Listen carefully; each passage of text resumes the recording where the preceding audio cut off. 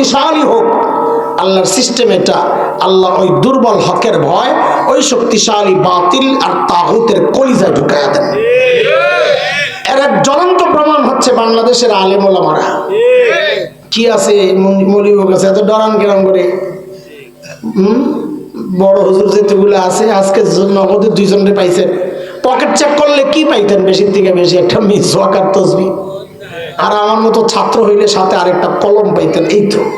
আর কি পাইতেন? এত ডরান আপনারা, সুবহানাল্লাহ। শেখুল ইসলাম আল্লামা আহমদ শফি নবরাল্লাহু মারকাদা জীবনের শেষ সময় যখন পার করছিলেন, হুইল চেয়ারের মধ্যে মানুষটা সোজা হয়ে বসে থাকতে পারতেন না, কাত হয়ে যেতেন, দুর্বল। মুজাহিদ মিল্লাত আল্লামা হাফেজ জুনায়েদ বাবুনগরী রাহিমাহুল্লাহ সোজা হয়ে মানুষটা দাঁড়ায় থাকতে পারতেন না, পা কাজ করতো না।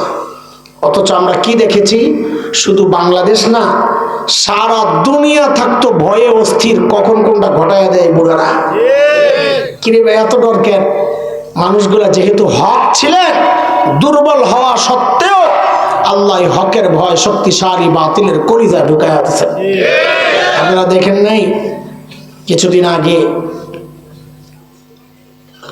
কোটি মানুষের হৃদয়ের মানুষ, দল করুক না করুক সবার কাছে তিনি পছন্দের মানুষ ছিলেন। আমাদের সাথে কিছু বিষয়ে একটু মতানৈক্য থাকলেও তিনি আমাদের হৃদয়ের মানুষ। আল্লামা দিলওয়ার হোসেন রাহিমাহুল্লাহ, সাঈদী রাহিমাহুল্লাহ, আমার খালি হাফিজাউল্লাহ পরে রাহিমাহুল্লাহ, এই মানুষটা যখন দুনিয়া থেকে চলে গেলেন, আমরা দেখেছি তার লাশটা নিয়ে কি কাণ্ডটা করছে তারা। হায় শব্দ বোমা, হ্যাঁ, এগুলা ফুটায়া ফুটায়া চারদিক কি একটা আতঙ্কের পরিবেশ তৈরি করছে। কেন?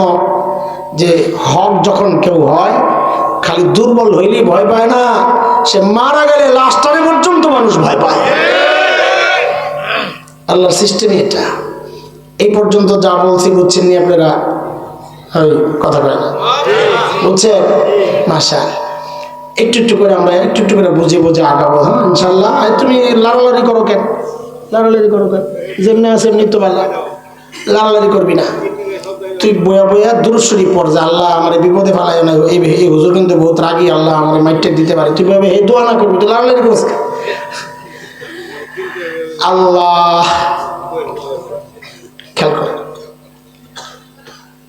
আমাকে 2টা প্রশ্নের জবাব দেন। আমরা ভূমিকাটা সাজায় নিই, তারপরে কথা আগাবো না, অধৈর্য হয়ে যাবেন আপনারা। আমি আগেই বলছি আমার বহুত দূর থেকে খেজে খেজে আইতে হয়, জায়গা পৌঁছতে একটু দেরি লাগে। বলেন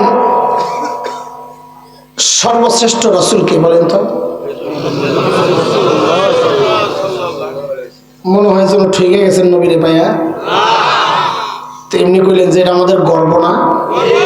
গর্বের জিনিস বুঝি এমনি কয়? তো গর্ব করে কর। না না, চিল্লাই মার্কেট পাওয়া যাব না। জোরে কইলে কি গর্ব হয়? মিয়া গর্বের কিছু শব্দ লাগাইতে হয়, তাহলে গর্ব প্রকাশ পায়। যদি জিজ্ঞেস করা হয় সর্বশ্রেষ্ঠ রাসূলকে, তো বলবেন আমাদের রাসূল মুহাম্মদ রাসূলুল্লাহ। আমাদের বললেই দেখবেন গর্বের একটা ভাব আয়া পড়ছে, ঠিক আছে না?